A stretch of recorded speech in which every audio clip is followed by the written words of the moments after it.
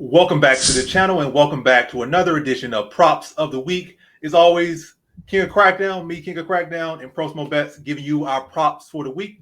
And in this edition of Props of the Week, we'll be doing UFC Fight Night, Bonfim versus Brown. So yeah, let's just get right into it. Might make this a 3-minute video, 4-minute video, straight to the point. So we got 4 props here. First one is Morales. Joseph Morales by KO sub at -130 going in there with the corpse of Matt Schnell had never really been super durable. He had like that one moment in his career where he showed a lot of heart and was able to submit Sue Darji. But outside of that, Matt Schnell, he put some good punches on him. He falls down pretty quick, or he's been submitted Capco fights. I feel like in this fight, I do feel like Morales is a better fighter all around, younger, hungrier, better striker, better grappler. And I feel like he can win this fight on the feet, on the ground. You might say, oh, sub, because Matt Schnell, last fight he got subbed, and I think a lot of good chunk of the loss been subbed, especially recent ones. So, but he could go either way as far as the KO or sub. So to get that value at -130, I think that's a great value. I think a little bit earlier in the week it was like plus 106 or plus 105. A little bit late on the line, but -130 is still a great value. Next one is Muslim Salikov by KO at plus 200. He shouldn't even be the underdog, to be honest. Like, what has Uruz Madish done at welterweight for him to be the favorite here? And Muslim Salikov really hasn't really lost to many striking battles. He's the more durable striker. He's the harder hitting striker. He's the more technical striker, more accomplished striker. The truer welterweight going in with a guy. I guess you could say the age, and then length a little bit. But Urban again, he might have a little length, but he's really a lightweight. He's kind of thin in the body, and we saw him just a fight ago get knocked out by Punali Soriano, who's not even that great of a striker, or not even a notable striker at all. Got knocked up like one punch KO by him. And Muslim Salikov could definitely place his punches much better and much quicker and much sharper than Punali Soriano could even dream to punch and set his shots up. So I could see Salikov getting him out in the first, but again, it could happen first, could happen second, most likely first. But just getting the KO in either round, plus 200, I don't see Salikov taking this to the distance. I don't see Salikov submitting him. I see Salikov knocking him out. So plus 200, I think that's a great value and a guy that should not even be the dog in this fight. The next one, I got Hokit by KO at -135. Again, not plus money, but very close to plus money at -135, going in with a guy who just getting debuted in the UFC. We got like 5 fights, and he's like 4-1. Got knocked out by a guy like 2-4. A jiu-jitsu guy, and these jiu-jitsu guys have not been doing well in MMA. Like, they come over, they don't got no wrestling, they got no striking, they got the jiu-jitsu, but who's gonna play jiu-jitsu? They're not about to play guard with you. It's not a jiu-jitsu match. You got no wrestling, which a lot of these jiu-jitsu guys, especially modern jiu-jitsu guys, have no wrestling at all. Because they just hop around on one leg, like pull guard, and you got to play guard with them. In MMA, you don't have to play guard. Or if you in the guard, you can punch them in the mouth. You don't have to play guard with them. So they got nothing else to it. So Hoki's opponent can't strike, he can't wrestle, he could grapple, but he can't. How you gonna get it there when you go in there with a D1 wrestler? Like, yeah, I just see this as a layup for Hoki. He should get it done in the first round. Should dominate this fight. I don't see him submitting him. I see him knocking him out. So -135, that's a great value for a very, very likely outcome. If anything, you give props confidence. That's probably like a high confident prop. And last one, Emmers KO. This is the lowest confident prop I have of the week, or we have the week.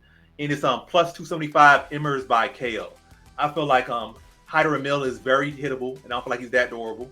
And he's wild. He got a lot of cardio. That's really what he is. He got a lot of cardio, a lot of heart, but he don't have a lot of chin. He don't have a lot of technique. He just comes and just keeps swinging in your face. You look at his wins, you look at his loss, the same as that thing. Just come sloppy, square, swinging like this. That's all he does. And going on, we got like Emmers, who does have that big punch, does have that length, is well rounded. He has jiu-jitsu.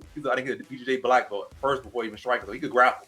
Got some wrestling background, so he can address the grappling of Hyder Emil. Enough in that first round to take advantage of the fact that Hyder Emil is gonna put his chin on the plate for him. So this is the least confident one, but Hyder Emil has pretty much set himself up to get upset by a guy like Emmers. And it's not like he has the toughness of something like a Nate Landwehr or some other guys who were able to tough it out and then eventually rally. Again, it's pretty much Emmers knocking him out first round, or Hyder Emil been able to rally and put him away. And again, I don't think Hyder Emil has ever shown that durability. He has a heart and toughness, but I don't think he has the physical attributes of durability as far as like you're going to be as tough as your brain allows you to be. Some people got sturdier chins. They could be tough and eat shots all day for lunch and breakfast. Hyder Emil is not one of those guys. Also, he's like, 35, 36. So it's not like Hyder Emil is this 25-year-old, 27-year-old. They're like the same age, Hyder Emil and Emmers. And Emmers has much more experience and beat much better competition overall. So Emmers by KO is plus 275. I think that's a great value. And what do you think about these props, Prosmo? Oh, it's great, man, as always, man. Actually, this week, it looks like we could put this all together on a great 4-legger parlay, man. but it's all value, right? Straight bets, KO or sub with Morales, an opportunity for him, against Schnell in order to showcase that he has well-roundedness, right? A KO take TKO, something unexpected, at least, from what everyone's seen on through his fights with his wrestling and grappling. Is ideal. So -130 KO or sub. I mean, best of both worlds there, man. That's actually something I gotta bet big on, man. Uh Salikov by KO +200. Why take Urus? Well, his head is center line. He's getting countered.